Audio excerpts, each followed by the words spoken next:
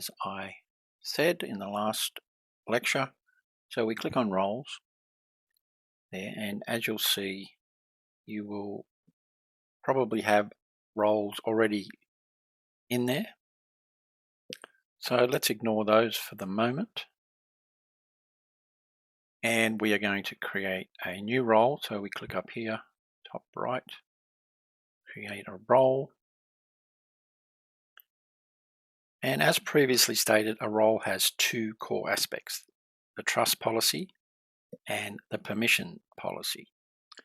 So the first thing that we have to specify is who can assume this role.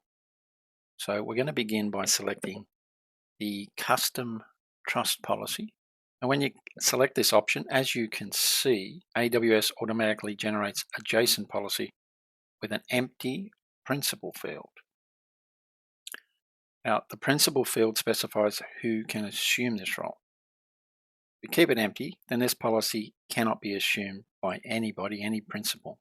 So we're going to add the Amazon resource name, the ARN of the AWS IAM user who should be allowed to assume this role. So we can obtain the ARN from the user details page in the IAM dashboard, which I'll go to now. And we're going to use a cloud wizard as the user that we made in a previous lecture. And the ARN of that user is here. So we can just copy that over. And we'll put it in between the two squiggly brackets. And so there's something else we need to do also. Down there. Okay, pasting it as a key pair. So we need the other part of the key pair. Well, the key that is will be AWS. And still see an error here. So that is going to be syntactical, I'm sure. Just need to close these brackets, hit enter. That gets rid of the red cross, and if we look over here on the right, see the access level, read or write, it's going to be assume role. Now we scroll down and click next.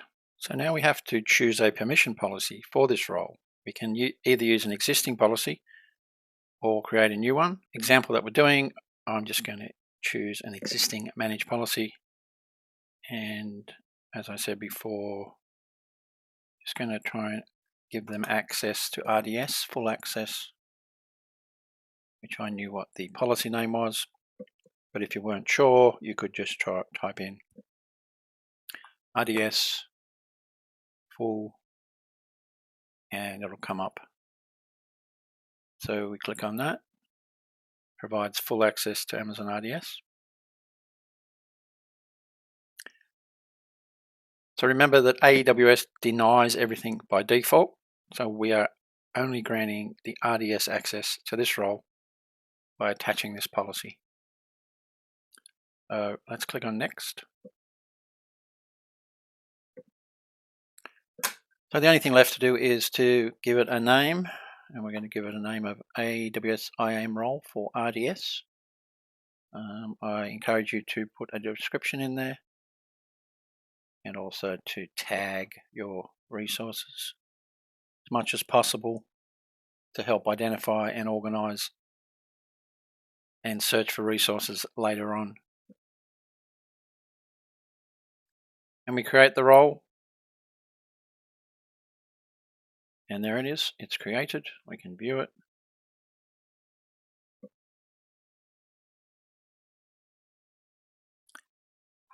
Again, let's just go over it, and we can see the ARN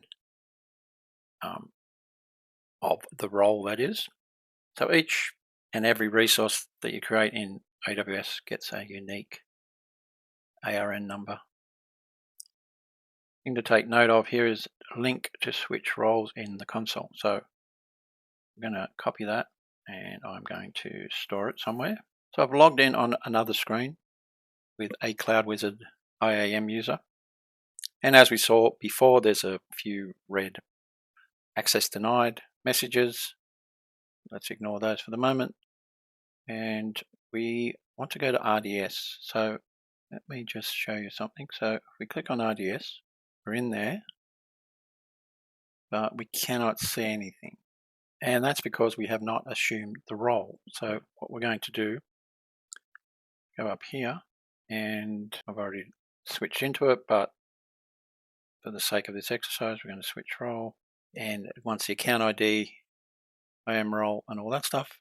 But the simplest way to do it is to cut and paste URL that I copied a moment ago, put it up there, hit enter, and it should auto-populate everything. And we can maybe give it a color, red, and then we switch role.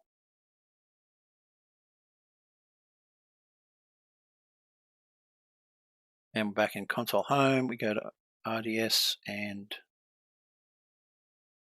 we now can see databases. Well, I don't have any databases, but you do have access to everything.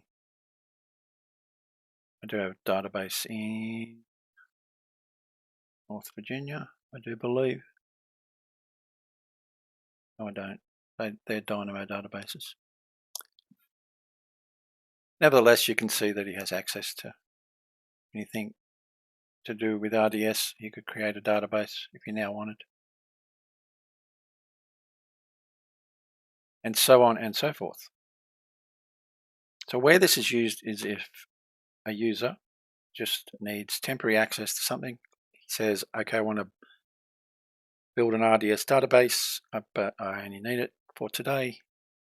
Then this is when you assign him a role, rather than just giving him the permission, which you'll then have forever. And then you can revoke the role when you need to.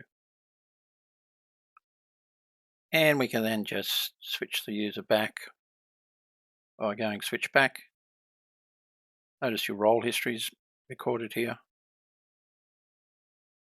So we switch back, and we're just back to a cloud wizard who has access from memory to S3 buckets, read-only access. Talk to you on the next one, where we're going to go over everything we've learned so far and have a big summary and tie everything together.